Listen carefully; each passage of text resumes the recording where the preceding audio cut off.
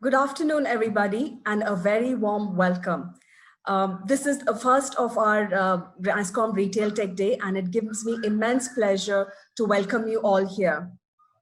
I also want to thank all our panelists, our speakers, for agreeing to be part of this session, and look forward to a wonderful set of sessions. And the sessions are spread over 2 days, and we welcome all of you to join the sessions over the 2 days.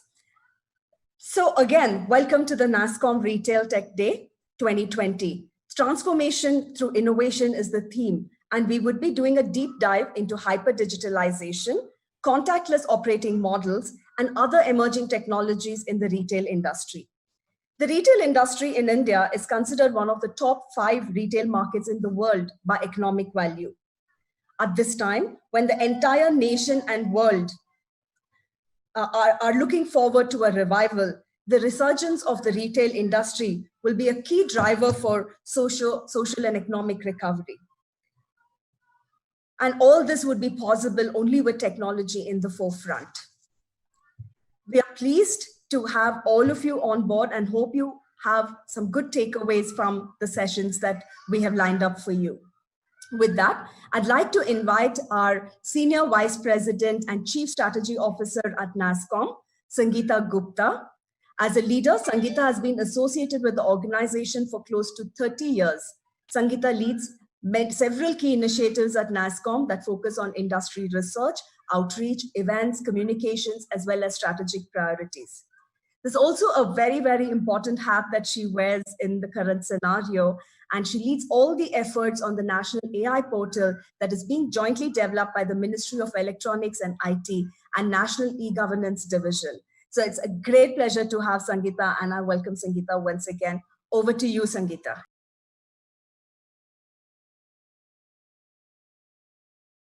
Thank you, Kritika, and a very warm welcome to all our participants, speakers this afternoon, evening, as well as everybody who's logged in from different parts of the country today for this very interesting session on retail technology. I'm just delighted to be speaking here today because there's just so much change that's happening in this sector.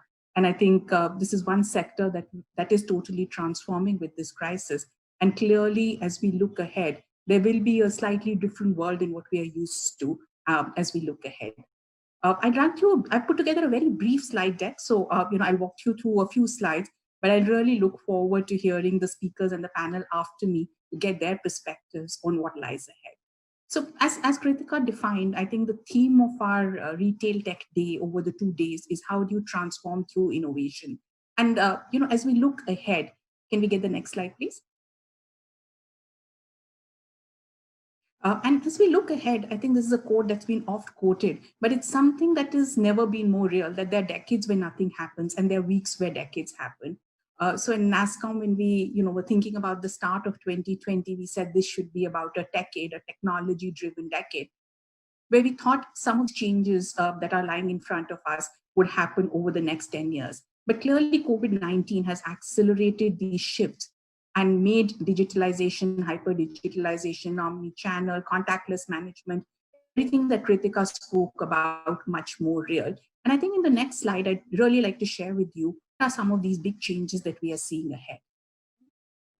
So I think what we are seeing is that, there were a lot of mega trends that have been talked about, which was about what is a data-led economy, what is the future of work, focus on environment, how do you think about economic eminence?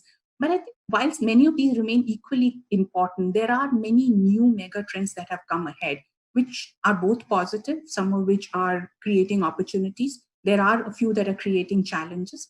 I think particularly the whole emphasis on rise of geopolitics. What does it mean in the whole US, China, India, each country, EU, Brexit? I think there is so much change happening geopolitically. Every country is saying, I need to focus more on being self-reliant. I need to think much more in terms of bilateral relationships and multilateral formats that existed earlier. So it is a world which has changed in ways that we had known pre-COVID times. I think the government is becoming an important driver of technology spend. So, Gartner recently did a survey, and one of the things that decreased the most in technology spending was government spending. Healthcare is a no-brainer. Hopefully, all the changes that are taking place about investment in healthcare will be accelerated even more despite the vaccine coming or whatever time frame it happens. Rise of as a service economy, I think that is becoming very, very important, as is the whole focus on the whole new tech competition, big tech competition, new players coming in. That's again something that is redefining the landscape for technology. And I think the last one, which we live in, every day, is the whole stay-at-home economy. As we've learned to live in this work-from-home model, there are a number of technology solutions that are at play, and many of these will really define what the new future of work would be like. Can we move to the next slide that shows you how Gartner is defining some of the new technology, what are some of the technology spending trends that are looking at? So this slide is slightly difficult to read, but at a high level, it says that in December of 2019, the quarter 4 of 2019, tech spending was increasing by 4.6%. And as of June 2020, it is declined by minus 6.3%. So obviously a 10% or 10.5%, 10.9% plus decline over the 6 months as we've seen it. Every sector is declining, and I think with the emphasis on this current retail emphasis, there is a 15% decline in technology spending that Gartner has seen over this time frame. However, everything is not negative. If you move to the next slide, you would see that while there is a cut in spending that is taking place, most of the cut in spending is limited or is more focused on cut on devices, on discretionary spending, which people had planned ahead of time. However, the more progressive companies, the companies that are seeing this crisis as an opportunity, are continuing to invest in new technology areas. Many of the technology areas listed in the blue box, I'm not sure how readable it is, are technologies that existed earlier, whether it's cloud or cybersecurity or AI or analytics, IoT. What COVID-19 has done is accelerated the adoption of these technologies. If you see all analyst reports, they're talking about how cloud has become much more mainstream than it ever was. SaaS products, whether they're global products or products from India, they're seeing a huge adoption. And I think that is what is the whole drive towards as a service economy, new business models that we are seeing and would have some play in the retail world also. Can we move to the next slide? I think if you look at retail, and I think this was more in the context of what's happening in India retail. India retail was largely about, here is the offline traditional India retail or the big malls, and here is the whole online new commerce, e-commerce industry. And the two some of them would talk to each other, but most of them were really not, you would not see them as a combined whole. If you go and see the results of some of the retail companies that are listed, whether it's a DMart India, whether it's a Havells India, whether it's a Bata India, everyone is talking about how they want to invest more and more to increase their online share. On the e-commerce side, and Hari's here with us today, we have Flipkart that is buying out Walmart's wholesale business in India. So clearly, the integration of the omni-channel world is equally and more evident in India, where traditionally the e-commerce industry was these big boys who were wanting to eat up the small retailers. And clearly, I think the investment we've seen in geo platforms is one way that is looking at how integrating the entire retail ecosystem, from the small kirana stores to the big malls or the shopper stops, the supply chains, and all of that going forward. Can you move to the next slide, please? This is really, while I talked of a number of technologies, NASSCOM recently released a report about what is an AI playbook for retail, and I've just taken a couple of slides from that report. This was a survey that was done with retail CXOs on what do you see about AI adoption in your enterprise, what are the positives, what are the negatives. Clearly, I think 50% of those enterprises believe customer experience, operational efficiency, and revenue growth are priority areas when they adopt AI. However, I think a significant number of them still feel that value articulation, low ecosystem maturity, issues of data security, algorithm auditability, still not satisfied with implementations. Yes, we've done well, but the promise of AI is still not so real.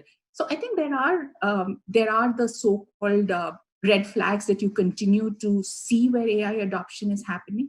But I think what we are now increasingly seeing is that people are willing to move beyond POCs. For a time frame, it was all about, let me implement a POC, let me see what happens around it. Today, you're seeing more and more enterprises on saying, if I need to accelerate my hyper-digitalization journey, AI and data analytics adoption will be a very significant part of that journey. And of course, reskilling talent, that is something that every company is very, very focused on, because clearly the jobs that will exist in the post-COVID world could be very different from what they existed in the pre-COVID world. Can we move to the next slide? There's just a quick slide of, what is the retail value chain as defined in that AI playbook, and we'll be happy to share that with the participants of this event. But clearly across the entire value chain, whether it's procurement, whether it's supply chain, whether it's online or offline or in-store experiences, whether it's about customer access, AI has a role to play, and there are very interesting live use cases this playbook has tracked across each of the segments of this value chain. Can we move to the last slide, please? So this is really my last slide, which is talking about, so if you are in the tech industry or you're a startup that is looking to partner with retail tech enterprises, what are some of the imperatives for you? I think the first is to stay close to your clients. There's so much change happening around us. You need to be very close to your clients to understand what are their priorities, what are they looking for, as opposed to a traditional RFP model. I think that world has changed. So you have to stay close to your client. You need to know what they are doing, be a partner in making them happen. You need to survive the short term. So focus on your revenues. Don't do free POCs unless you see a very, very big business potential. Build out your BCP strategy, because global and Indian large enterprises will be very focused on saying, I want to partner with somebody who can survive this current environment. If you can afford it, focus on acquisitions. They will give you the niche edge that you will need to build out capabilities that an organic play may take longer. Invest in platforms, products, new tech, because technology shifts are moving very, very fast. And the sooner you build those competencies, the better it would be. Put your skin in the game, co-invest, look at new business models. It's not only about pay-per-use model or anything, but can I co-invest and create new solutions with you? And of course, get ready for the normal. There is a very new normal out there that's already real, and that will stay along with us. So that's really a very brief presentation to set the context for the retail day that I wanted to share with all of you. We are living in times of unprecedented changes. Nobody knows what is today or what will tomorrow be. But I think in all of this unprecedented changes or this uncertainty, volatility around us, it's equally important to say, how do you stay sane? How do you identify what are some medium to long-term plays while surviving the current? So Kritika, back to you. Happy to be here today. And I look forward to hearing Rachel's session and hearing her perspectives. And thank you, Rachel, for getting up so early in the morning to join us here today. Thank you, Sangeeta. And I think that set the perfect note for the opening and, for the follow-up sessions. And thank you so much. I think that was extremely informative and very, very good start to our two-day session. With that, I like to invite Rachel Whitcomb, Vice President, Technology at Target in India. Rachel is the Vice President, Technology at Target. She leads the global engineering team, which is responsible for building and operating technology products that enable some of Target's most foundational capabilities, ranging from item price and location to promotions enablement to compliance and intelligent automation. In her 15-year tenure at Target, Rachel has played a variety of engineering leadership roles, supporting nearly every area of Target's business. Rachel will speak with us on reimagining retail, how technology is enabling retail now and in the future. With that, Rachel, I welcome you, and the stage is all yours.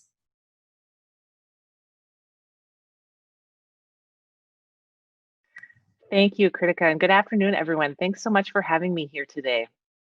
Let's take a look at the content I brought, and I just want to start with a great big welcome to the new normal. Life as we know it has changed, and retail as we know it is at an inflection point. Consumer shopping behaviors are changing every day, and this trend is going to continue through the ups and downs of this pandemic, but also well beyond. And you can imagine the stress this puts on a business like ours. Let's take a look at the next slide so I can tell you a little more about that. Target is a Fortune 500 retailer with a presence in over 1,800 stores in the US and also on Target.com. Beginning in about February, we started to see dramatically different and shifting patterns. We suddenly had an enormous surge of online shoppers, and there was extremely high demand for certain types of products, essentials and groceries, and an almost total drop-off in other product categories like style businesses. The regulatory environment was complicated.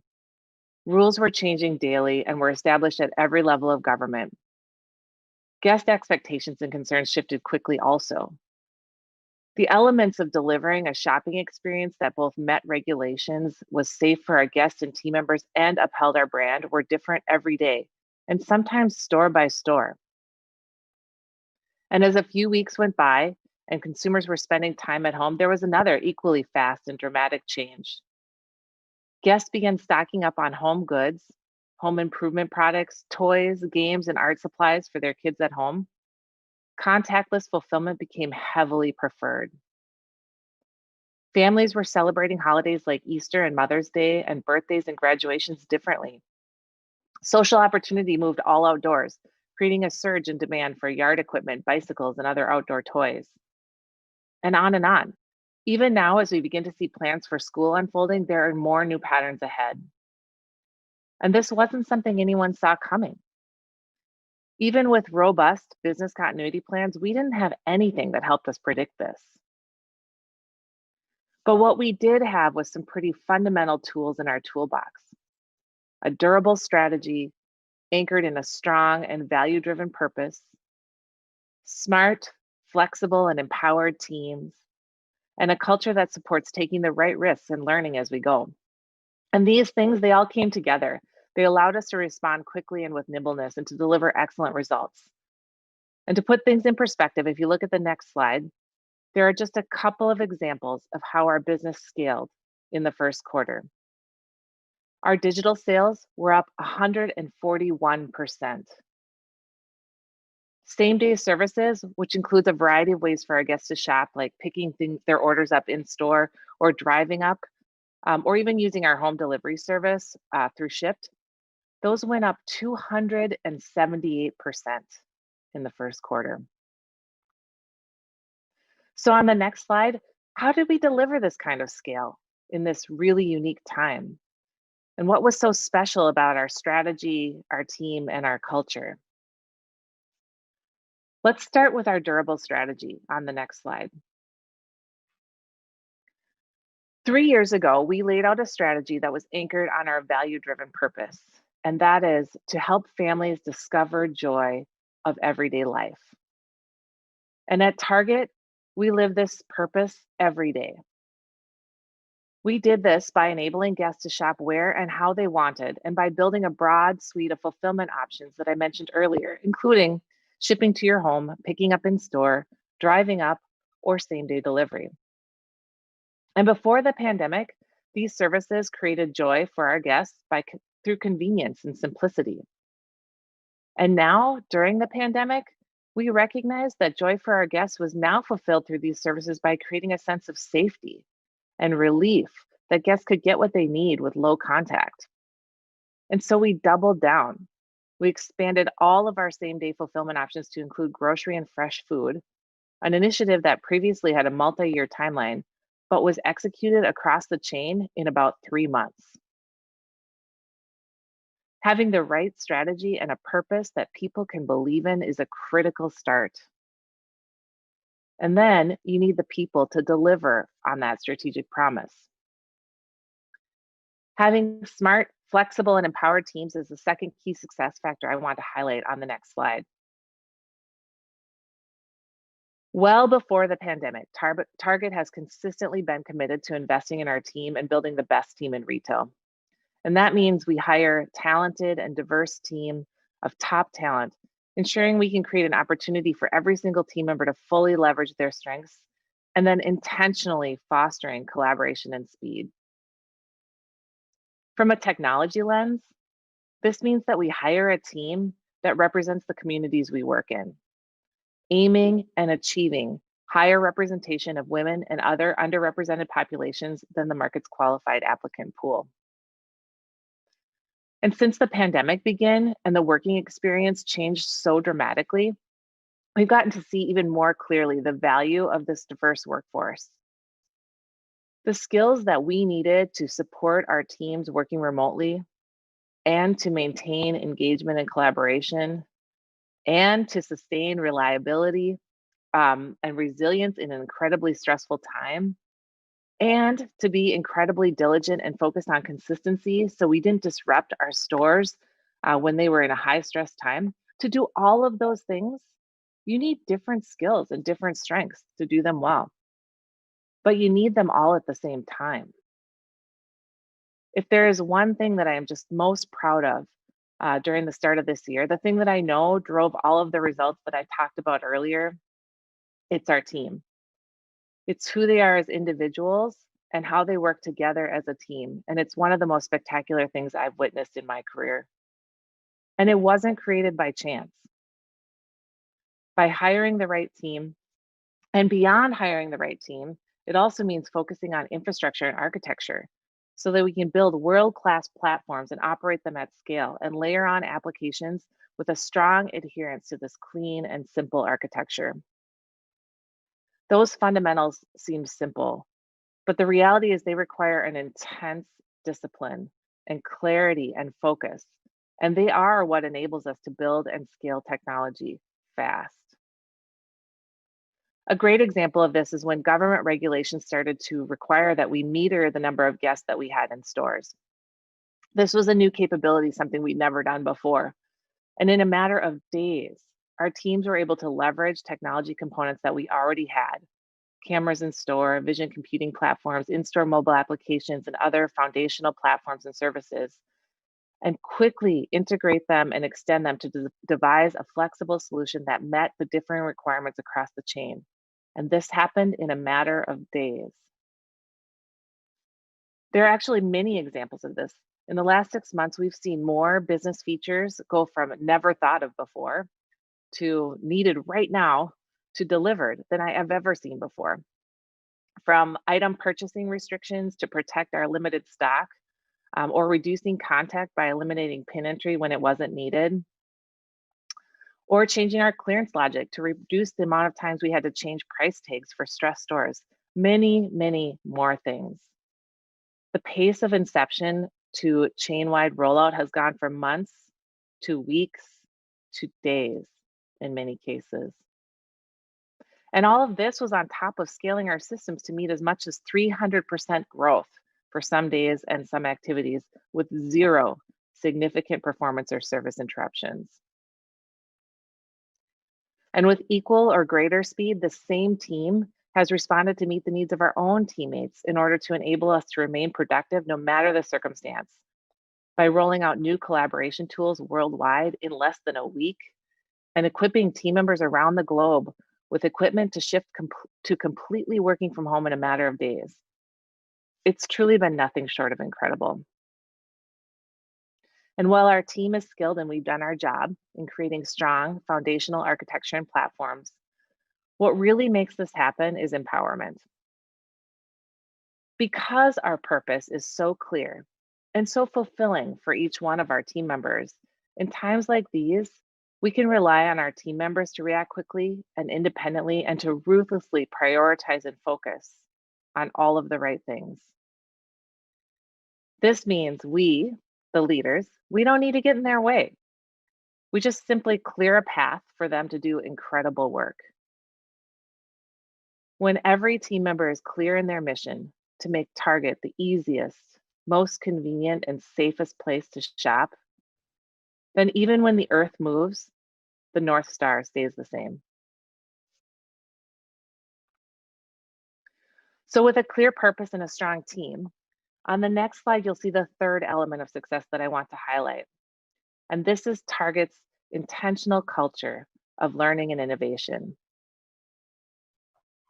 One of the things I love most about our purpose is that it is resonant and fulfilling to every single team member at Target, and that it also applies to and for our team members at Target. We want our team members to discover joy in everyday life too. And we do this by supporting a cultural cornerstone of learning and innovation.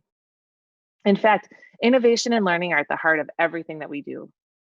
Even in the face of a pandemic, with team members distributed around the globe and working from home, we continue to create learning and innovation moments for our team.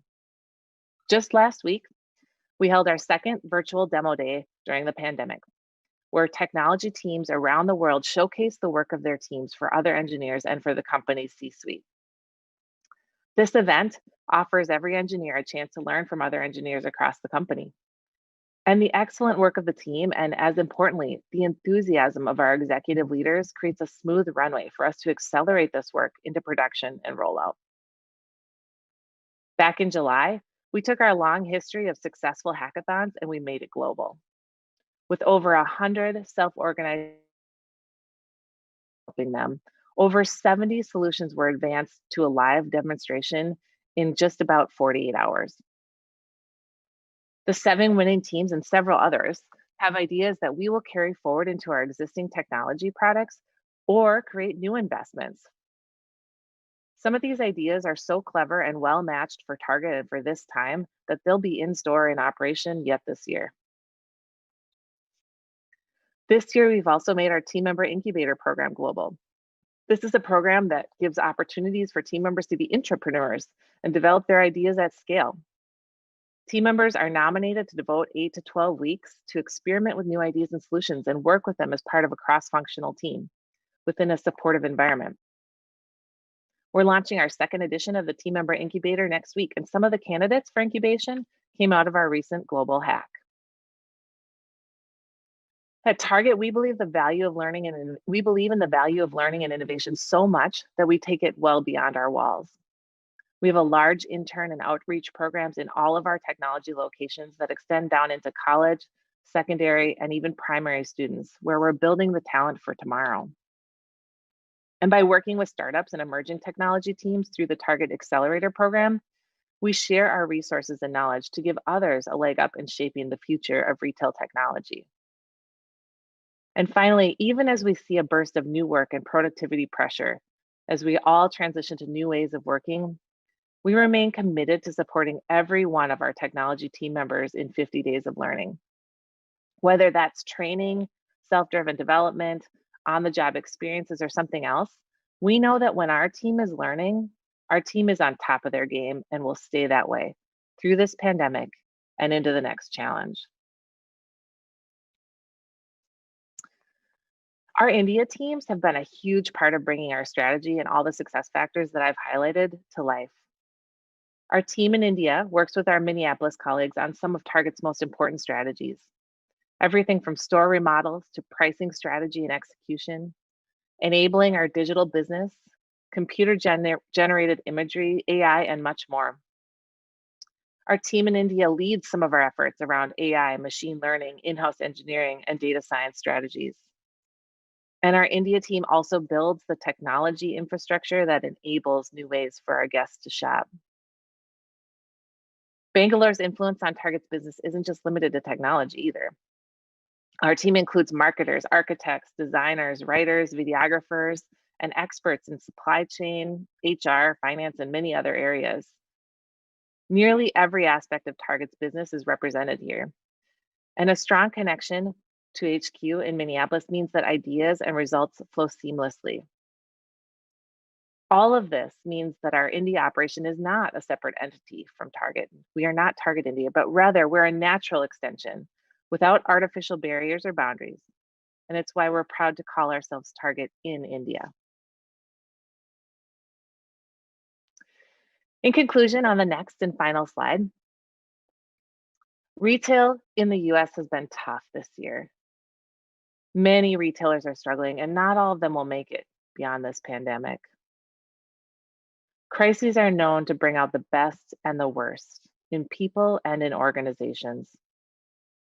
And in Target's case, I truly believe the best of what we are made of and what has made us successful historically is also what's created success and kept us in the winners column during this unprecedented time.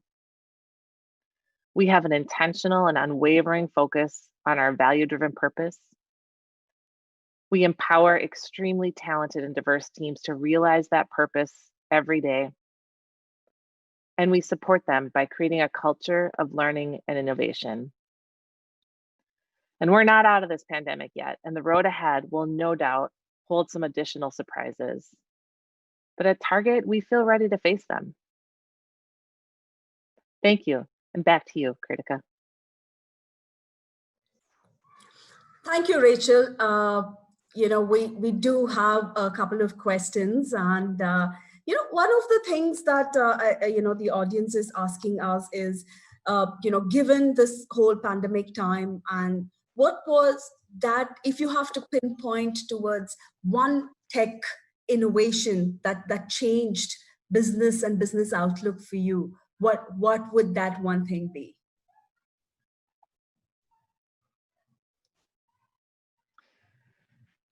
Well, as I mentioned, I think there were some pretty foundational things that we did that enabled us to innovate in a lot of different ways and very rapidly for our guests. But I think some of the things that have been most meaningful for our guests and for our team members is the way that we've been able to quickly respond, to leverage the technology we have and extend or shape it to really emphasize safety for our guests, whether that is reducing the amount of contacts on the guest payment devices or self-checkout, or enabling team members and guests to create service through their own personal mobile devices. I really think Target has always aimed to be the most convenient and easiest place to shop. And now we are the most convenient, easiest, and safest place to shop. Yeah, that's very interesting to learn. And thank you so much for sharing.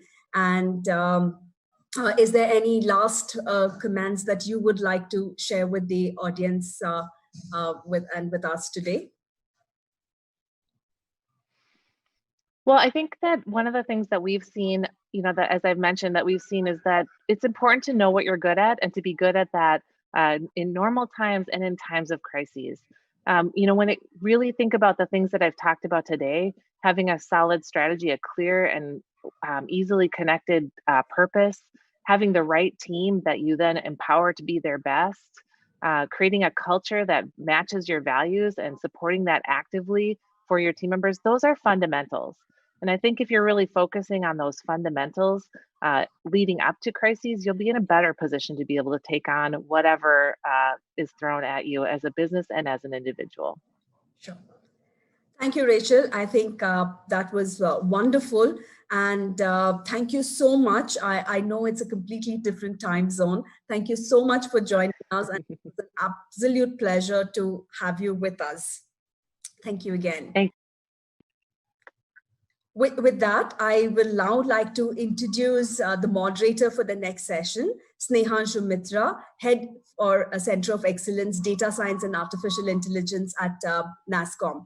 Snehanshu will moderate the session and introduce the panelists for the next session, which is Retail in COVID Times, the Path Forward. Just to briefly introduce Snehanshu, Snehanshu is responsible for creating, nurturing, and scaling up a vibrant AI ecosystem for India that involves incubating AI startups, leveraging AI to develop solutions for societal good, work with enterprises to co-innovate, and promote academic research and AI skilling.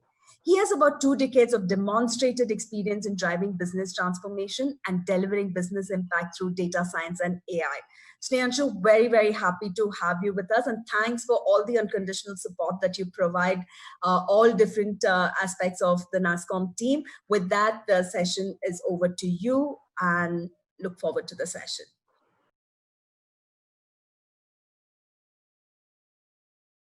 Thank you so much, Kritika. Thank you so much.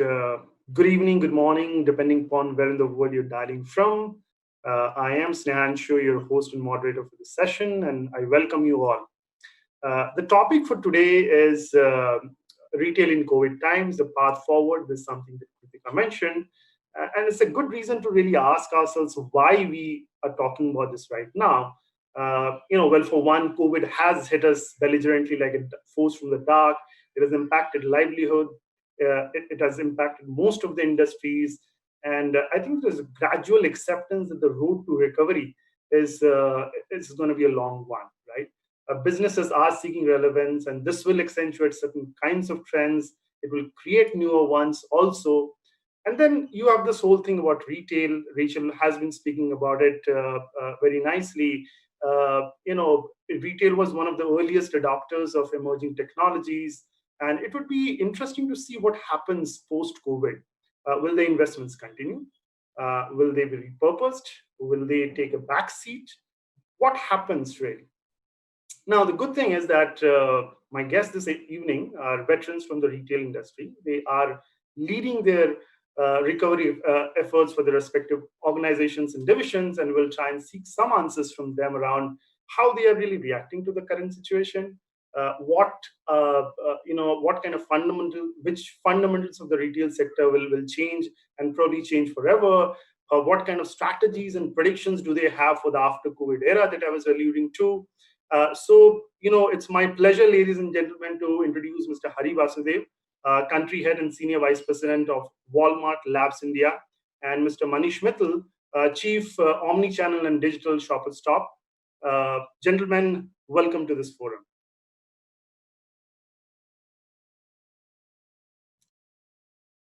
I would request both of you to unmute. It's a pleasure being here. Thank you, Snehanshu. Pleasure to be here. And good evening to everyone. So Hari and Manish, plenty to talk about this evening. And then just to make most of your time on this session, let me get started and pose my first question. Hari, this one is to you. A very direct question, probably one that also needs to be asked. What will the post-COVID retail industry look like? Yeah, so I think, clearly, as has been said many, many times over, COVID is in many ways a life-changing event, right? It's very hard to imagine things going back to being exactly the way they were. People are already talking about new normal for everything, from the way we work to the way we live our lives. And I'm sure, it's also going to impact the way we shop. I think more and more what we're going to see is that people are going to be focusing a lot more on omni-channel shopping. The journey that was already started prior to COVID is just going to accelerate a lot more. And people are going to adjust to this new normal where they can get the things they want, where they want it, when they want it, whether it's delivered to their homes, whether they go to the nearest store to pick it up, or using any other mechanism possible. If you look at e-commerce itself, right, in the decade from 2009 to 2019, the penetration of e-commerce in the US market was about 5.5% in 2009 and ended at about 16% at the end of 2019. And in the first 8 to 10 weeks of COVID, it went from 16% to 27%. And likely, it's going to end the whole year at maybe 20, 21%, but clearly a big, big jump, right? And that penetration and the behavior of consumers is only going to change. I don't think we're going to go back the old ways of living our lives, whether that's the way we work, the way we educate our kids, the way we travel, or indeed the way we shop. And we'll try and explore the newer ways of working in more detail in the following sections. But let me just quickly cut across to Manish to really get some foundational thoughts on this. Manish, over. So much same as what Hari said, right? The world is changing very fast.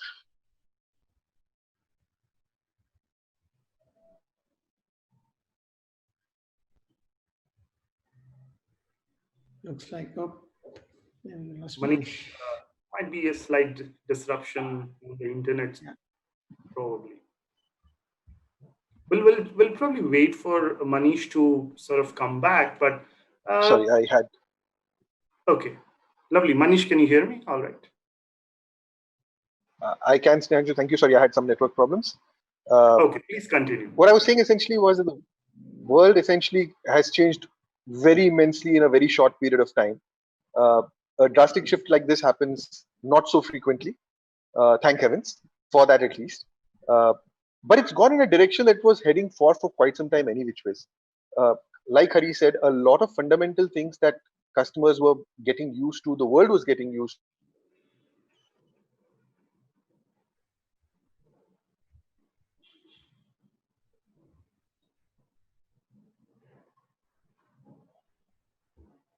Looks like Manish is Manish, having some network problems. some network issues probably. Yeah. Manish, we'll see if we can get you back in the next section. I'll just till such time that Manish comes back online with us. I'll go back to you, Hari. Right, among the sectors that have really taken the maximum amount of hit, one of the sectors globally is the supply chain. Right, questions are being asked if retailers would need to reevaluate the dependence on supply chain. A new strategy of supply will need to be probably put in place that adheres to the new norms. The question really is how to restore the supply chains that have been disrupted so badly in the COVID crisis. Yeah, I think more and more what you're going to see is that companies are going to rely a lot on technology in order to really effectively utilize their supply chains, right? Because in a post-COVID world, you're going to see technology take a much larger role. And then, of course, they're going to look for a lot more flexibility. For example, in Walmart's case, Mm-hmm. there was a time where we ran our online and offline business very differently, right? I mean, we had a separate sort of set of fulfillment centers for our online business, and we had, distribution centers for our stores. And more, we are bringing those together and having essentially serving both our businesses through a single supply chain. And we're also bringing our stores into that network itself. During the COVID era, we already had a feature called ship from store, where when you order something online, we could ship it to you from the closest store, so that since if the item was already in the store, you would get it that much faster, and it would be a whole lot cheaper for us to ship it to your home from the store, or you True. could just go to the store and pick it up. When COVID hit, we actually expanded that offering, and we now ship from store from more than 3,000 stores in the US, right? And that's a fundamental change essentially that we had to make very quickly in order to take the full power of our network and make it be available for our customers during the time of need. So you're going to see more and more such innovation that will happen, that will really sort of blend the supply chains across online and offline very, very smoothly in a very frictionless way. And you're going to see people starting to take advantage of technology like they've never before in order to ensure that the supply chains don't get as disrupted when another event of the kind that COVID is strikes again. Thank you so much. Manish, I'll just go back to you and just want to do a quick tech check if you're able to hear me all right. And maybe you can turn off your video if that helps you restore some of the bandwidth. thank you.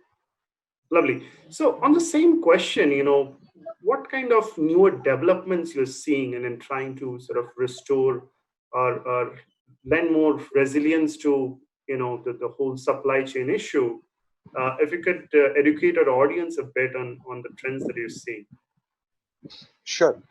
So one of the major things that we saw, for example, at Shoppers Stop, uh, we had enabled ship from store also, like Hari said, for our customers. As much as 70 to 90% of our online sales was actually getting shipped from stores. And what we needed to do during COVID-19 times was actually change that reliance a little bit back to warehouses. Yeah. Because what was happening was, with the government regulations being what they are, there were times when we were not able to get this necessary stores open to ship the products to the customer when the customers placed the order. This constant changing of where a customer is, where the product is available, and how to create a marriage between the two to ensure that the customer gets the product delivered the fastest. I think the whole algorithm changes that we've done in the back end, the operational changes that we've introduced in the back end to ensure that we're able to tide over this period was one of the key learnings that we got out of the COVID-19 period from a supply chain perspective. Sure. And I'll stay with you, Manish, and want to get deep into an area which we all feel is very important, which is the issue of customers, right? And plenty has changed from a customer point of view. The part that I really wanted to sort of understand is how are you seeing from a customer's point of view, uh, the change in their expectations, their needs, and their behaviors, their priorities in this new environment. That's the first part of what I wanted you to really comment upon. And the second one, you're a part of Shopper Stop. I wanted to sort of get a little deeper into this whole, store aspect, and in trying to understand your views on what is the impact, real impact on store channel, its role, uh, and the corresponding operations. How do you keep your customers and associates safe while playing a new role for customers, right? So very, very customer focused discussion. I thought it would be apt to pose this question to you, Manish. Sure. At its very heart,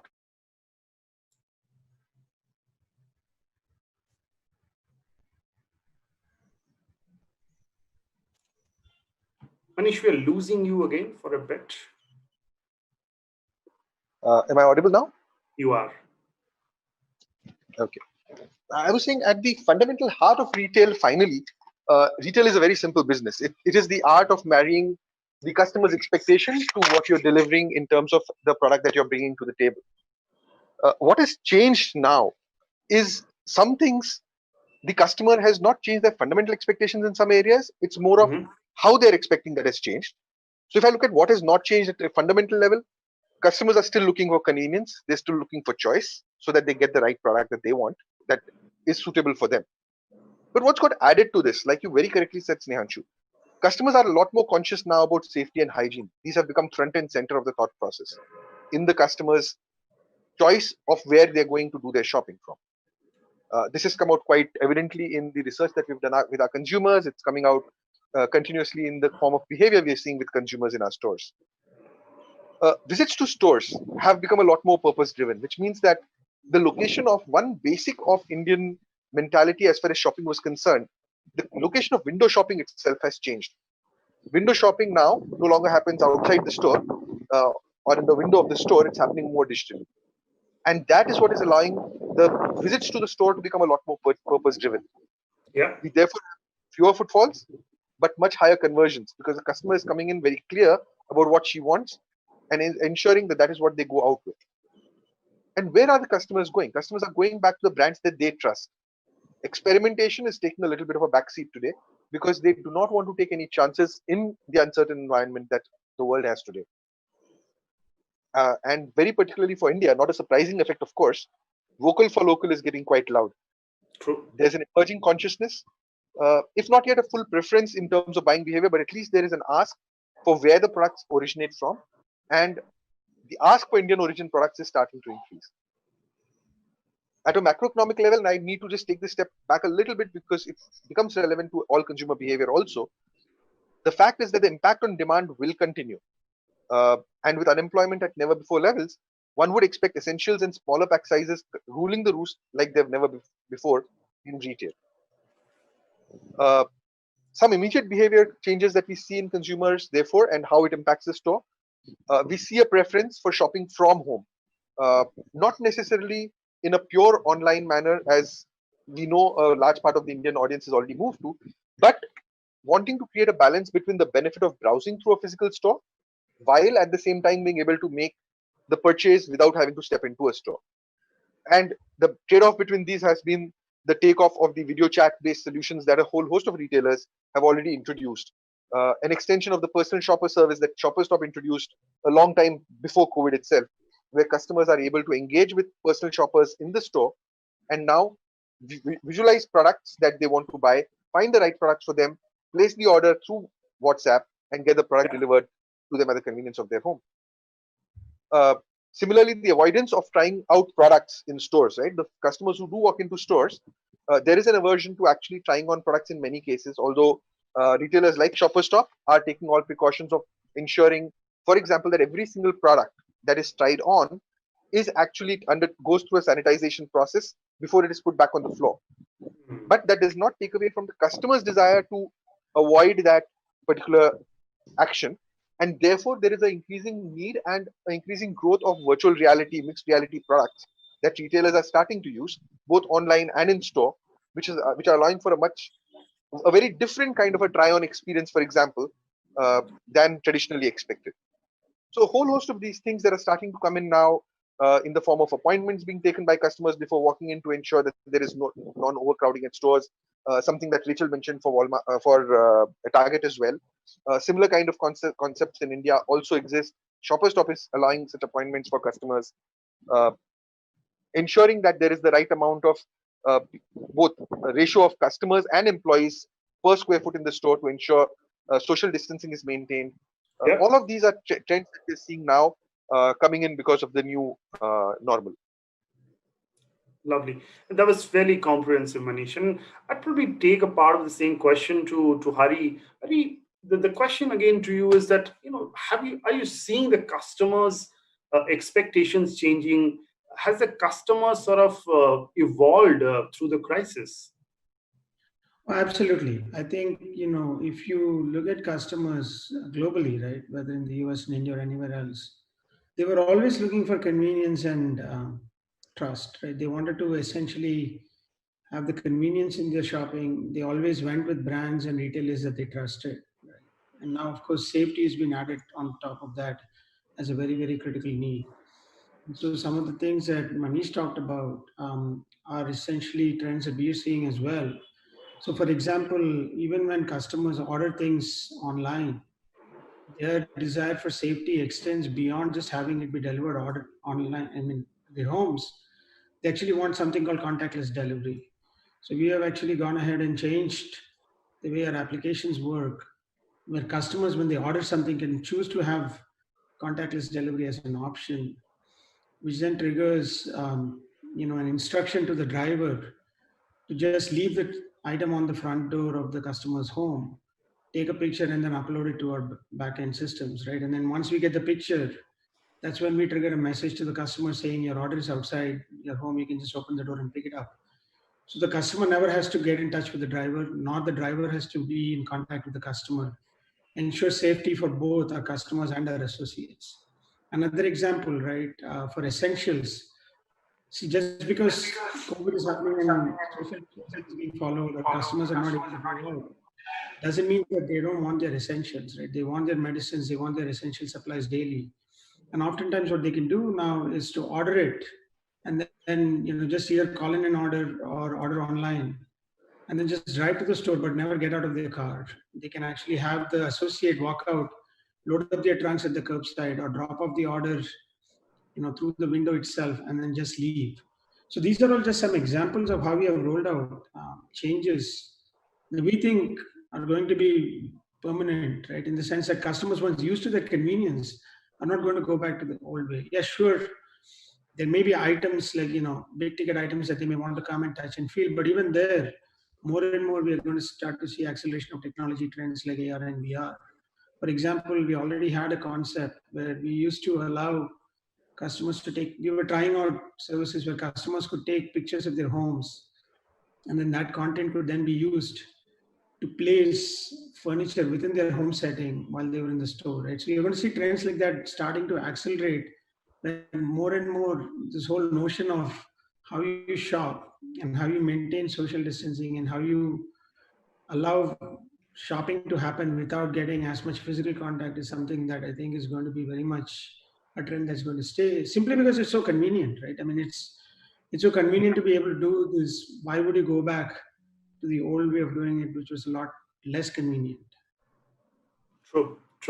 Thanks. I think there was a very meaningful sort of segue that we created in this discussion on customers. But I'll just go back to Manish. Manish, it is now largely being accepted that some difficult choices would need to be made. And then these changes could include changes to business model also. And so the question is, in your opinion, what are some of those internal and external changes that retailers need to affect to remain relevant and in the game? So we have already spoken about customers, but outside of customers, what else do you think would really change, would need to change?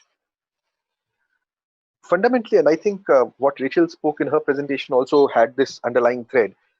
Nimbleness and agility fundamentally are the key constituents that I think any business, retail or otherwise, will need to be able to drive its own success in the new future. More than ever before, retailers are already starting to look at their own resources with a fresh pair of eyes. These could be internal resources, these could be external resources.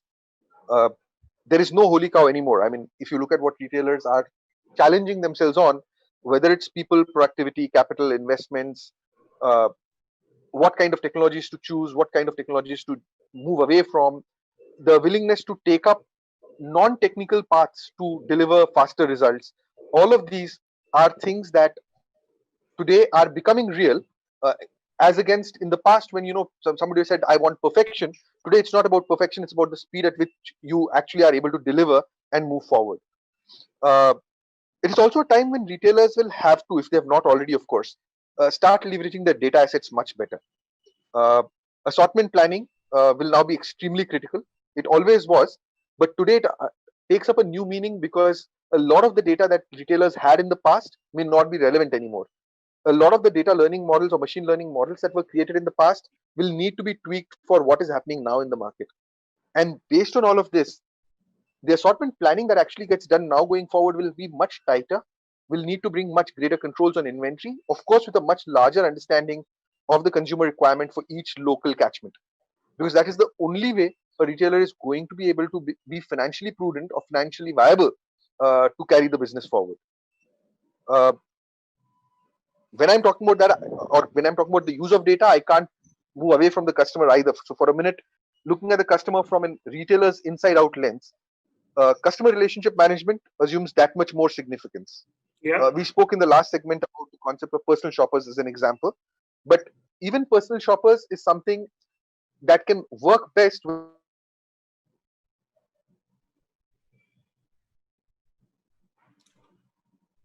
Losing you, Manish. Just giving you a couple Sorry of about seconds. that. Am I audible now? Yes, you are. Okay.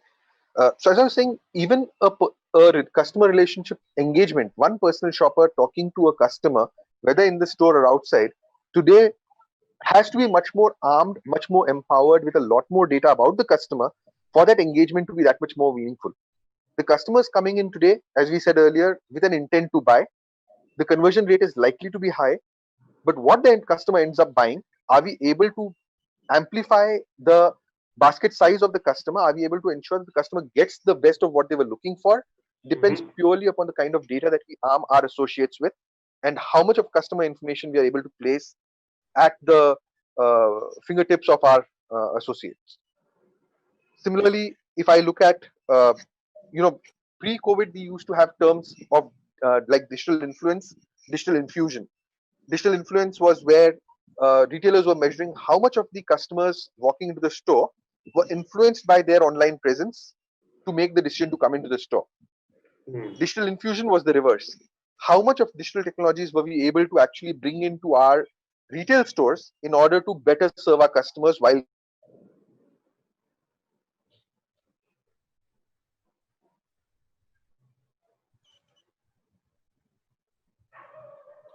Manish, I think we lost audio just for a few seconds. If we can just rewind for the benefit of our audience. Okay. So I was talking about digital influence and digital infusion. Yeah. Digital infusion being when a customer is, when a retailer helps a customer to get a better experience in the store using digital technologies. What's happening now is that thought process is shifting from concepts to actually becoming real. Retailers are now wanting to measure this much more and to implement this much more, because that's the way they will then be able to, again, make the best use, optimize they are putting to bear. Store staff, often earlier resistant to online, if you recollect the pre-COVID world, one often saw store staff often treating their own online presence to some extent as a competition. But with COVID coming in, with the kind of cultures that COVID has now brought in, that's actually shaping up to create a very different kind of a model within organizations, with online and offline merging much more seamlessly within the organization. Store staff are now empowered using online. They're given a lot more digital training. We've used at Shopper Stop, for example, the last 3-4 months to create a much more robust digitally enabled staff. We've done a whole host of process of digitization, which have helped us reduce and eliminate registers in the stores, and therefore make us more efficient as an organization, as a retailer. And endless aisle, a concept that we had pioneered even earlier. We had it for a year and a half before COVID, is now gaining that much more traction, because when the customer is in the store staff is actually able to make the entire process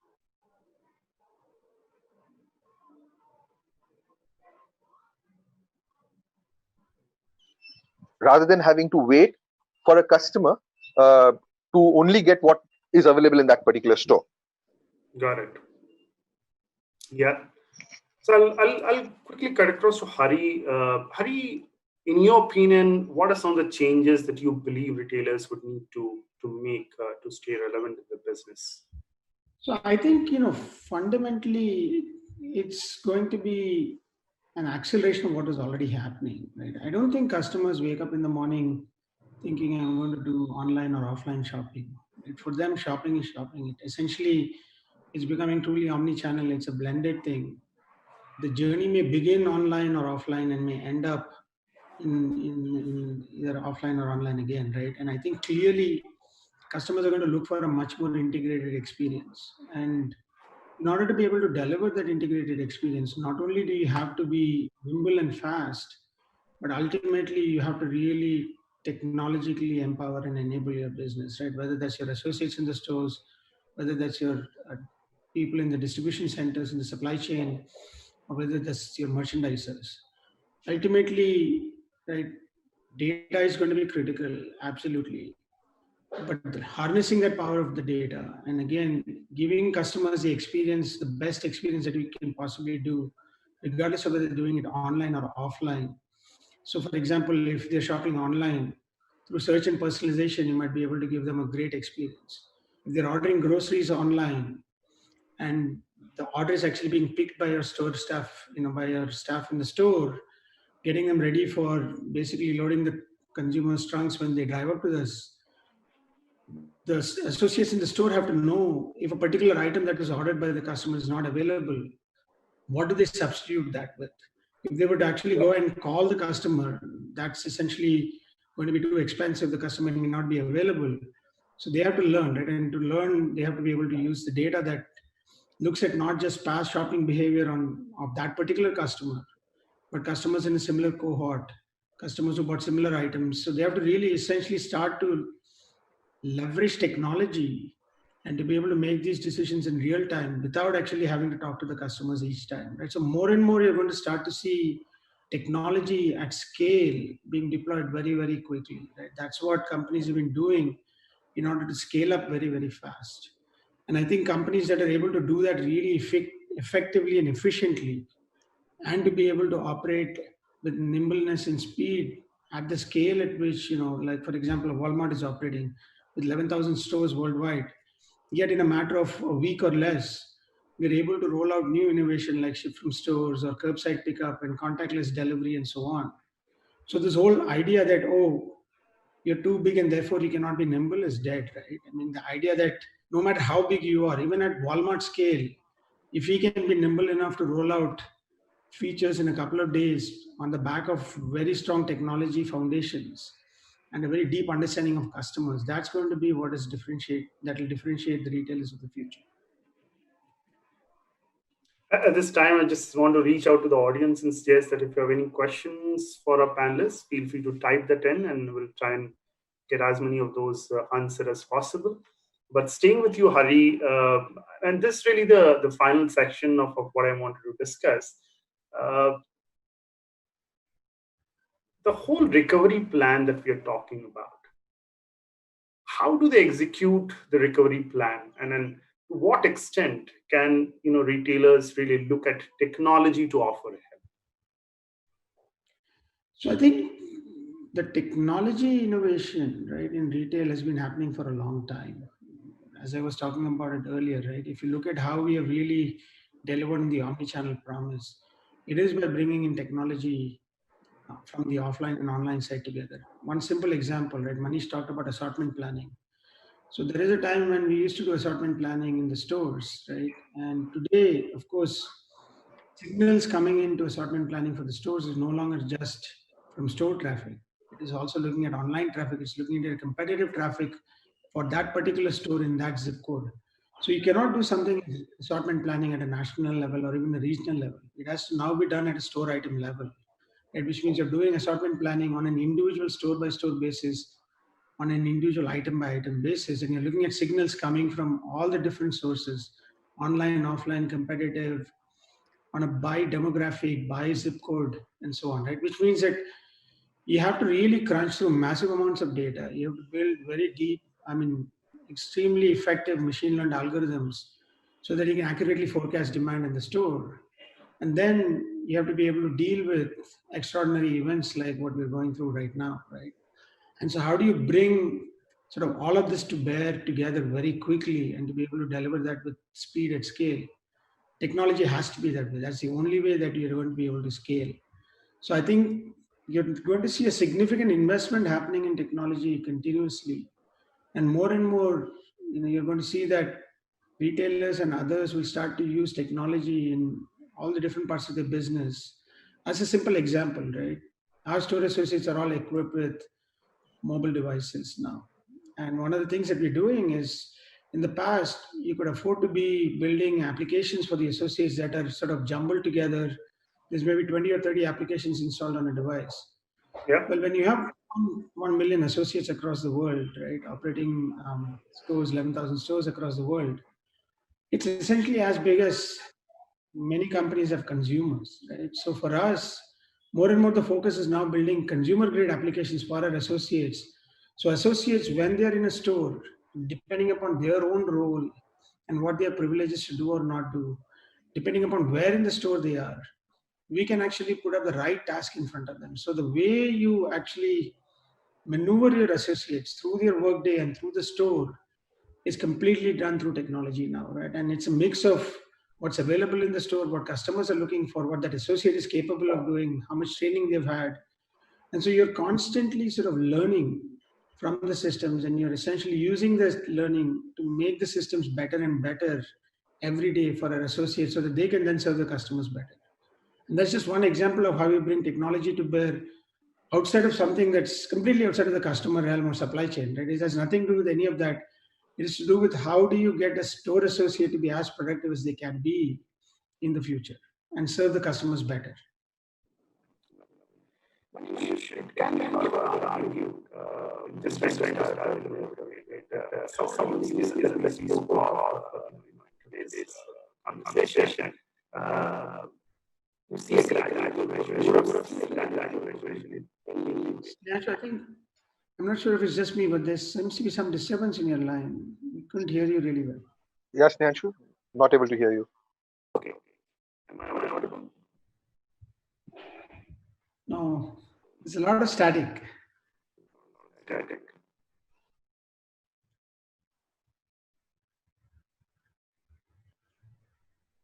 I think Snehanshu's. Is it any better? No. No.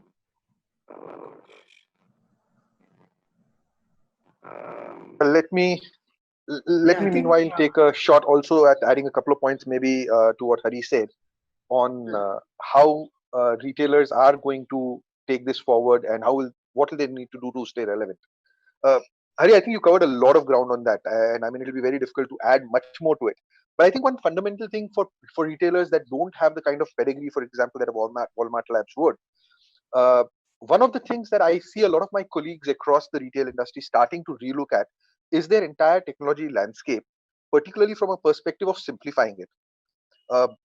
One of the focuses I've seen them bring in as part of the simplification is the ability to make a lot more plug and play kind of concepts available and doable so that they can move faster.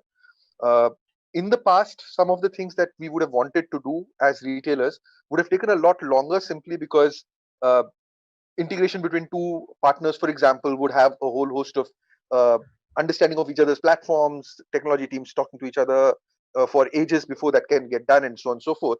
But with microservices, with web services, with APIs, with RESTful, all of this coming in, headless commerce coming in, a lot more willingness from the retailers as well. I think we lost Manish too now. To modularize their systems. Okay, technology is not a friend today. Am I audible now? Yeah, you are. Fantastic. Okay. No, So I was saying, Manish, therefore, a lot more. sorry, please finish your point. Yeah. I was just saying, therefore, a lot more modularization of systems are happening, which is also allowing us, therefore, to be a lot more open to startups who can then come in, engender themselves along with us, get off the ground much faster because we don't no longer have to rely on a very long lead time for getting small projects off the ground, and therefore a lot more ability for a good collaboration between established retailers and startups to work together and bring the best of both worlds faster to the consumer. No, I agree. And I think, one thing I would like to add to that, right? It goes beyond technology. I mean, Walmart has always been an extremely strong proponent of the ecosystem play. So, for example, if you look at it, we have partnered very actively with our suppliers, with small companies and large companies. And really, as you said, Manish, technology is just a way of doing it, but it starts with a mindset, right? So, as an example, we had a platform called Retail Link, which allowed us to share aggregate data with our suppliers, which then allowed them to do much better planning of assortment. They know what categories sold within the category, what items sold, and therefore allowed them to plan their business better. And we made the technology available to them. And by doing that, we reduce their cost of operations. But then rather than keep that profit to ourselves, we essentially pass that back to the customers through a lower price on their items, right? So this is essentially the two concepts that Walmart has pioneered called EDLC, or everyday low cost, and EDLP, or everyday low price. So by leveraging technology and by creating an ecosystem around ourselves, and by being very open in allowing others to plug and play as part of that ecosystem, you're driving costs down for everybody, and therefore you're then able to pass those price benefits on to our customers, right? And now we're starting to do that by integrating other companies into our ecosystem, by essentially making sure that we are actively working with startups in the ecosystem to be able to give them a canvas, if you will, that allows them to try their solutions in our stores, and then we are helping them develop the solutions and scale them so that eventually they can take that solution across our entire network. So I think the ecosystem play on the top of technology is an extremely important one, Manish. And that's something that Absolutely. it's a path to success for the future for sure. So, gentlemen, thanks a lot. First things first, I just want to do a tech check. Am I audible? Yes, you are. It's much better now. Okay, so thank you for co-hosting this session. I will have to share end credits with you. Okay, well, Hari, Manish, thanks a lot. But I think there are a couple of questions coming from the audience. I just want to pick up a few of them, if not all of them. The first question is being posted by Nikhil Sharma. So, Nikhil, a shout out to you. The question is, will brick and mortar model even survive, or does it die down during this pandemic?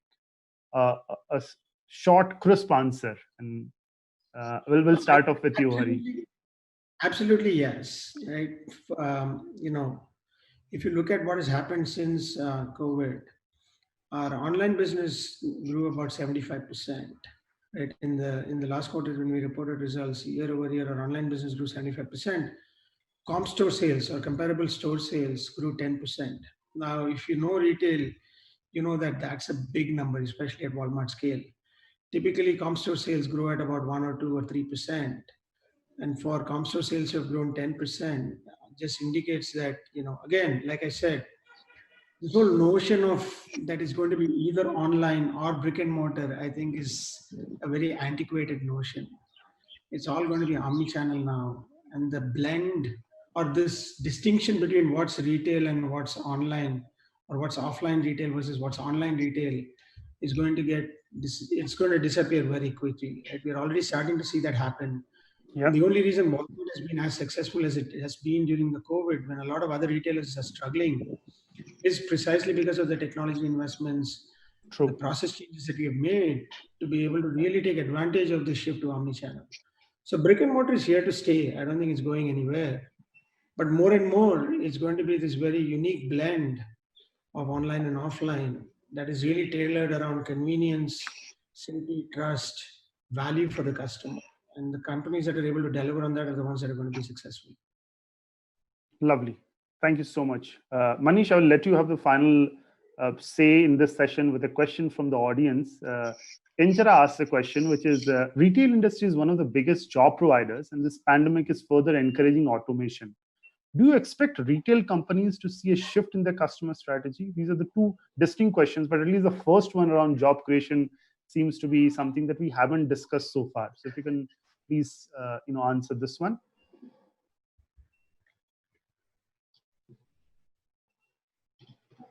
Sanju, sorry, I missed the question. Can you repeat that for me, please? So the question is, retail industry is one of the biggest job providers, and this pandemic is further encouraging automation. The whole question is, if there is automation, are we not going to see it create as many jobs in future? Okay. So I think as with any revolution, right, the nature of jobs change.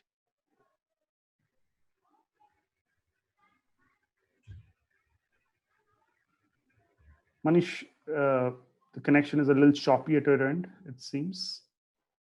Yes, it does seem that way. Are you able to hear me now? Yes. The tech check is always fine. Good. So we'll try and keep it like that. As I was saying, all revolutions typically have always resulted in nature of jobs changing. There has always at every revolution, whether it was the industrial revolution or any other one that you bring up, there were fears that jobs will get overtaken. Yes, a certain nature of jobs do get changed, but at the same time, new jobs get created. Similarly, with the current ongoing transformation, and I suspect when we look back at it with hindsight, we are going to call this period also as a revolution. We are seeing a change in the nature of jobs that are getting taken, that are coming up. If you look at the temporary jobs that the pure play marketplaces are creating today, whether it is from a delivery perspective, whether it is from a servicing perspective, there are a huge number of these jobs that are getting created. Look at the number of jobs technology is creating today. And technology is becoming like a second arm of retail today. Also, not to forget, as the role of retail changes, as the role of the retail store changes, the nature of the staff within the store will also undergo a change. And that change will also, again, still require people to engage with customers. It's just a different kind of people and a different kind of skill set required to engage with that customer. Yeah. Lovely. So I know for a fact that there are at least 5 or 6 more questions, but I think we are out of time, and that's all the time that we had for this session. To the audience who couldn't get their questions answered, my request is please do mail it across to the session organizers, and we'll try and get them answered from our panelists. So that is all the time that we had for this session. I'd like to thank my guests, Hari and Manish, for taking time out and giving their inputs on a Monday. I'm hoping that there were a few takeaways that we could create for the audience, but do stay tuned for this Retail Tech Day. Lots of interesting sessions lined up for you. We'll follow this up with a showcase event for retail startups, but for now, we'll sign off. So thank you for tuning in. Stay safe, take care, and bye-bye. Over to you, Kritika. Thank you, Srivanshu. Thank you, Hari, and thank you, Manish. That was wonderful. And thank you so much again. And I think the questions are just flowing in. I'm feeling terrible that we can't answer some of those questions, but I hope to address them in a follow-up session sometime soon for the benefit of the audience. So thank you so much. And with that, now we will move into the product showcase session. Here we will be showcasing about 8 startups, and these have been recommended, and we have selected them through different NASSCOM initiatives of the 10,000 startups, Deep Tech Club, COE, Data Science and AI. So please do, look up, hear the elevator pitches, and I would also request you to score them during the live polls and reach out to us if you need to connect with them at any point of time. So I'm really excited to hear the startup pitches, and I would look forward to all of you. Please do the live polling. That's really important for us, and do reach out to us when you want to connect further with the startups. With that, can I request the team to start the session, please?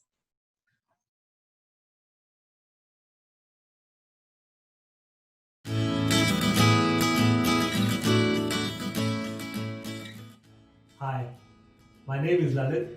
I am the CEO and co-founder of Bizome. Bizome stands for Business on the Move. It's the retail intelligence platform focused on consumer brands who reach out to the consumers using mom and pop kirana shops as a channel. We have been named as the fastest growing tech company in India and in Asia using independent studies done by Deloitte as well as Financial Times. Somewhere around March this year, when the pandemic really hit us, the brands were struggling to keep their supply chains open among confusions around e-passes as well as overall fear of the virus. That's the time we felt as our responsibility to do something about it using our superior tech. We went around and equipped more than 100,000 retailers with an application called Distiman. Now, Distiman allows these shopkeepers to order what they want when they want it. Lockdown time में कोई आता नहीं था तो हम इससे online से हम ऑर्डर करते थे, कभी भी कर सकते थे, तो अपने टाइम पे पहुंच जाता था, तो हमको अच्छा लगा. This allowed the brands to use their limited supply chains to actually go about and meet that unmet demand. We also help the brands to form distribution partnerships across different regions. We even provided them with intelligence in terms of which shops were open as well as which were containment zones across different towns to make sure that they can use their supply chains more effectively to help the consumers. Again, technology, we call it Bizome, such has played a critical role. So we knew exactly which retailer, what they wanted, how they wanted. So we picked up the right guys. We knew that we are not going to, it'll be difficult for us to service 100%. So we said, okay, in each locality, can we pick up 5, 7, 10 stores and see if we can deliver them. Now that the lockdowns are getting over, we realize that this contactless way of ordering, self-ordering by retailers, as well as our intelligent supply chains is becoming the new normal. With more than 50 brands, more than 100,000 retailers who have ordered more than 100 crore worth of goods in just last 3 months, we are really happy that we could do our bit in this war with COVID. All we had to do was to ensure supplies in the market. So this actually helped us to sail through the crisis very, very this time. And really thanks to Bizome for that.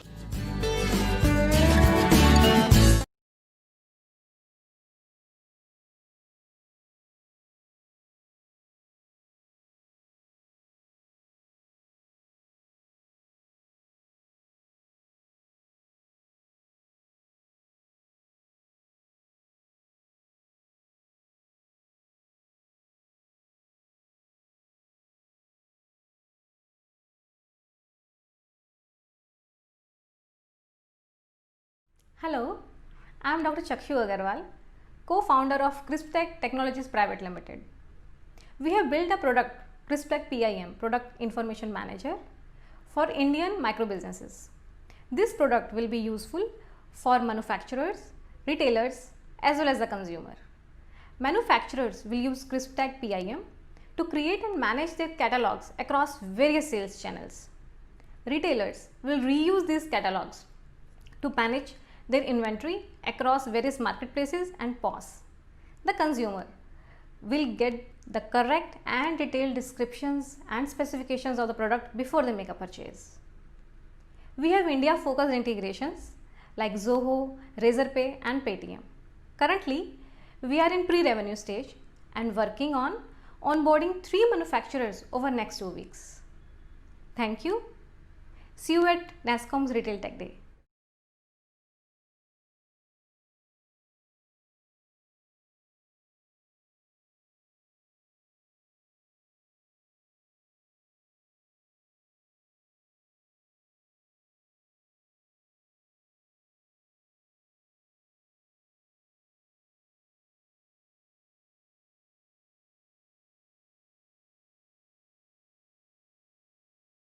Indian retail has had a digital reboot because of COVID. E-commerce has changed forever. Local is now focal, but the technology is still lagging. According to a survey by EY India, 40% of Kirana stores said that they wanted to partner with online delivery and supply platforms. At the same time, FMCGs, large retailers and financial services companies recognize that Kirana store is the new local touchpoint and it's their conduit into the daily lives of trusting customers. But still the adoption is low. Why? The current systems are just too complicated for the simple Kirana stores. Onboarding is just too long, inventory integration is very difficult, and finally, if that is not enough, the Kirana stores fear losing business to the platforms. Introducing Order Simply, a made in India, local selling e-commerce technology stack that focuses on local to local transactions. Shopkeeper's onboarding is in 2 minutes flat. The shopkeeper gets his own e-commerce website instantly. Our Android app manages their inventory with minimum fuss. He even gets his own delivery app to manage his deliveries better. The icing on the cake is that by updating inventory in a single app, the shopkeeper can manage inventory in multiple channels like Amazon, Flipkart, Shopify and others. We are his man Friday for everything e-commerce. In COVID-19 world, Order Simply can be used by housewives to sell locally on WhatsApp. It can be used by hotels to manage contactless menus. It can be used by restaurants to take orders locally and not pay hefty delivery charges. Airbnbs can use Order Simply to offer contactless delivery to their tenants. Farmers can use Order Simply for directly selling to condos. We are an AI-powered technology stack. We match local demand and local supply. Our AI matches customer preferences and their local addresses down to the apartment block with the seller's inventory. We have built this over past 3 years. Sellers can manage orders, promotions and channels from the same platform. We are a single-stop technology for any industry that wants thriving local online sales with local offline delivery management. We are COVID-19 ready. As our onboarding, order acceptance and delivery flow are all contactless, we will become the new standard technology backend for multiple companies. If you manufacture consumer goods, you are a sales network, a farmers cooperative, a condo or housing society, come join us. You do the sales, we do the technology heavy lifting.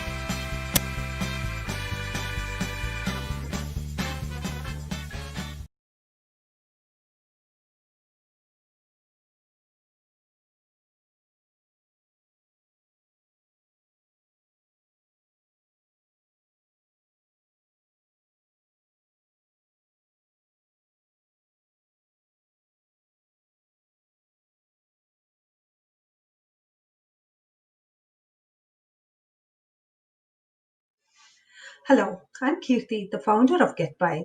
You can think of GetBuy as OYO for retail stores without any committed revenue to retailer and zero capital investment on standardization from GetBuy. GetBuy is a full stack tech suite that drives sales growth for small and medium consumer businesses in a systematic, convenient, and cost-effective manner with full control of inventory and customer data to the retailer. So as I present this, we are at 500 plus stores, amazing fruitful partnerships with POS vendors and reseller partners, and a lot of distributors and 5,000 plus retailers in our network. We have been growing 500 plus year on year. In the past, local e-commerce has been tried and it was not very successful. Why? It's a very big question. So every retailer should be able to sell online without compromising on margins or customer data or personalized customer relationships that he has built over a period of time and with so much of effort. So the primary reasons of failure were that getting into a price war with e-commerce giants, number one. Number two, no technology was available for inventory sync across all the sales channels. Last, but very important, it is limited inventory. So using our full stack technology solution, we are solving all the three problems that were earlier the reason for local e-commerce not being very successful. And this time we are solving it using the best technology available at this point of time.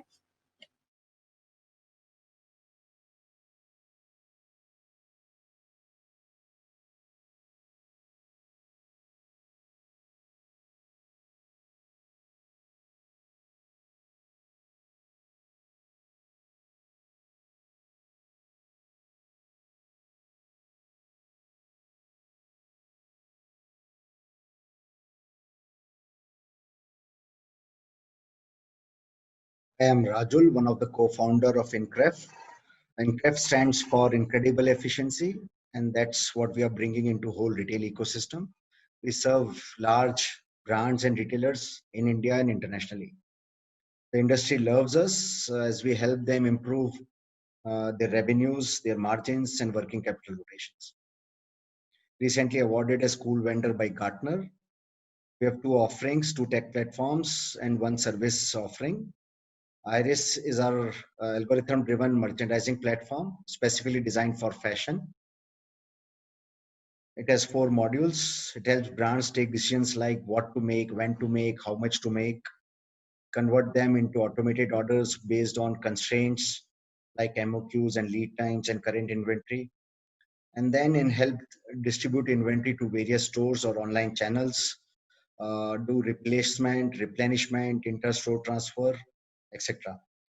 It has a business intelligence module which showcase the MIS to right from store manager to a CEO level. Specifically designed for fashion, it caters to all the fashion nuances. It's built for scale and accuracy and gives extremely fast results. Built by merchandiser to take pre-season and in-season decisions, complete end-to-end merchandising platform. It's driven by 100+ algorithm filed for patents in India and US, and these algorithms are customizable to suit clients' need.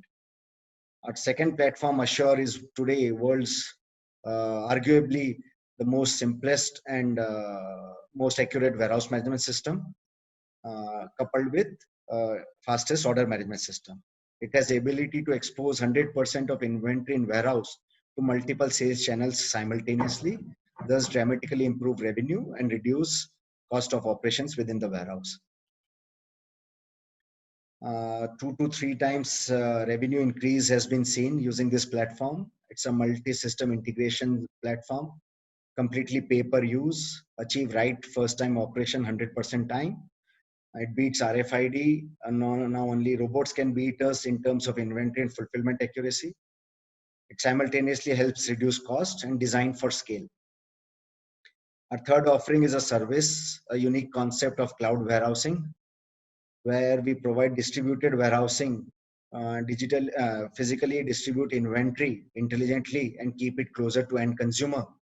Completely OPEX model, no CAPEX required from client. We guarantee SLA and inventory accuracy. It's a very agile and flexible warehousing model. Start warehousing within 2 days, ramp up, ramp down anytime you want, cater to large peak demands of e-commerce, and simultaneously fulfill your offline orders as well. Thank you, NASSCOM, once again. Thanks the audience. Thanks a lot.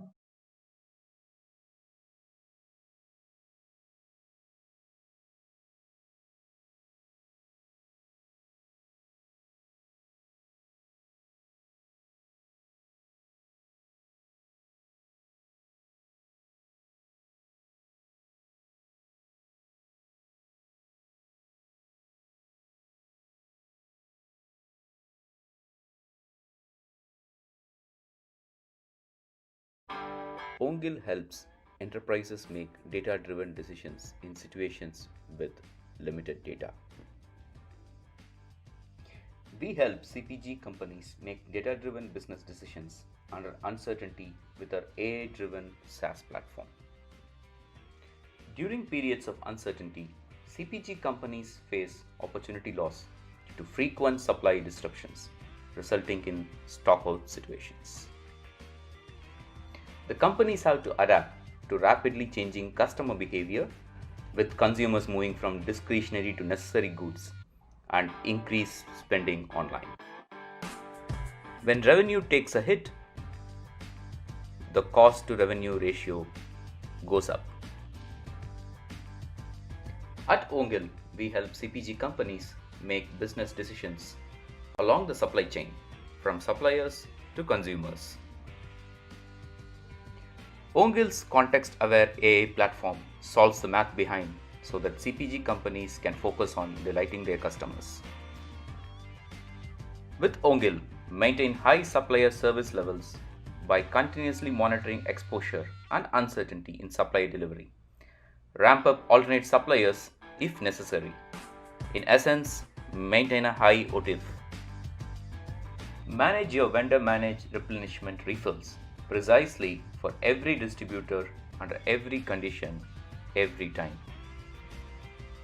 Drive up customer satisfaction by ensuring availability of your every variant. Understand changing customer behaviors to devise new product strategies. We achieve this with data integration tools that use machine learning to automate the painful tasks of data cleansing and augmentation. The platform collates a wide range of external data sources, from competition procurement patterns to customer demography information. These data sources add depth to the data analysis and reveal hidden opportunities. The most important pillar is a probabilistic algorithm that is designed to work with limited data and provide probabilities for all possibilities. This makes accurate predictions of even extreme scenarios possible. How do we use Ongil's technologies to help our customers? One of our clients is a Fortune 500 FMCG company selling across multiple e-commerce marketplaces in different countries. They sell thousands of SKUs. With Ongil's tools, we extracted and automatically cleansed the competition information pertaining to their sales, promotional strategies, and their market share.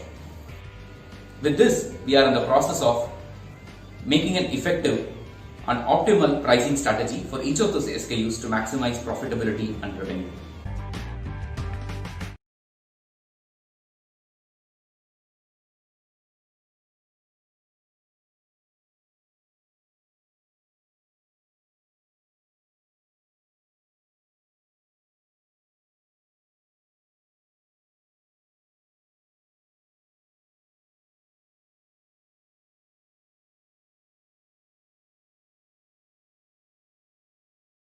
My name is Sachin, and I'm founder of Sara.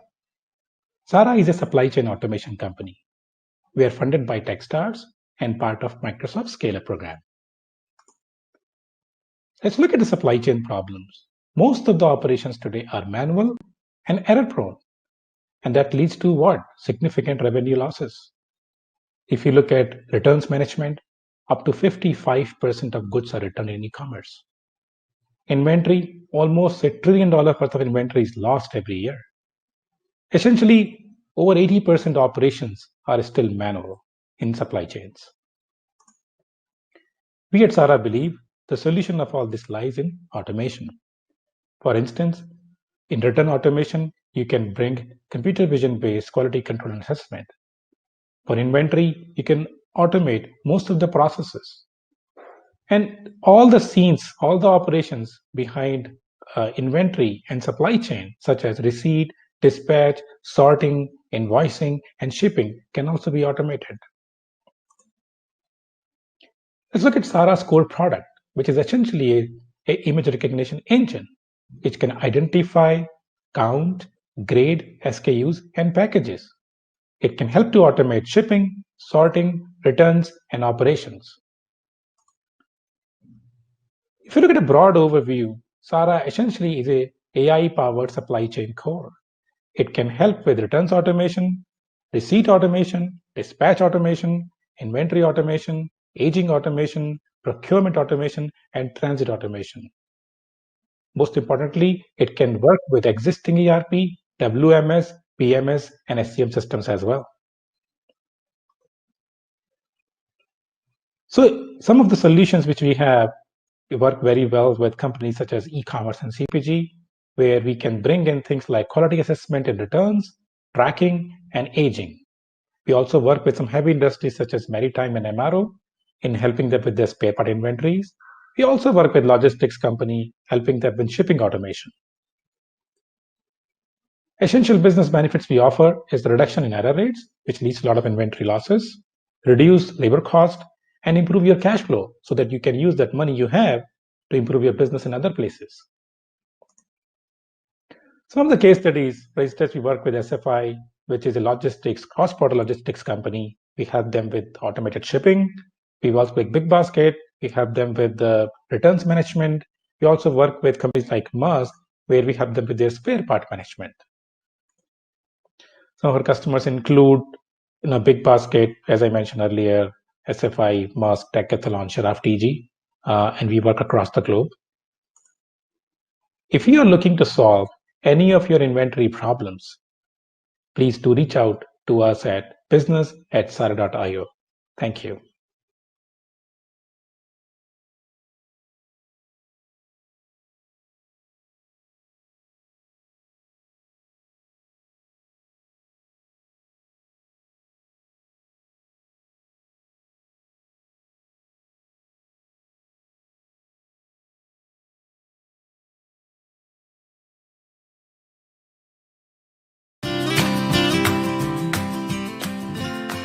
Hi, my name is Arjun and I am the co-founder and CEO of Syuk.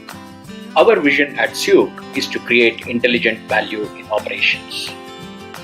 Be it manufacturing or logistics or even retail, operations come with a lot of moving parts and a lot of challenges which, if not managed properly, leads to a lot of inefficiency like low productivity, poor compliance and safety risks.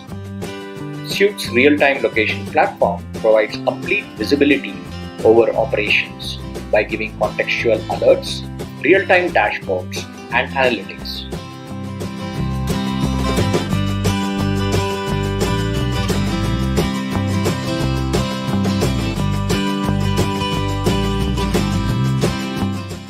This solution has a lot of relevance, especially in the retail industry. The Syuk platform can be used to provide safe, efficient, and compliant operations in this industry. Assets like trolleys, material handling equipment, and even contract workers can be tracked across a facility. Once we know the location of all these assets at any given point in time, we are able to do a number of analytics like heat maps for locating the prime areas and so on. The platform can also be used to support wayfinding applications and an emergency trigger button that can be used either for an emergency or for communicating information from a remote location. We at Syuk work with some of the leading companies in the world to be able to promote safety, productivity, and compliance in their operations. Syuk's platform also offers a ready solution for social distancing, contact tracing, and risk profiling, not only of people but also of places. This has become an important tool to ensure business continuity in the post-COVID world. Thank you for your time and attention. We look forward to working with you. Do drop us a line at info@syuk.com.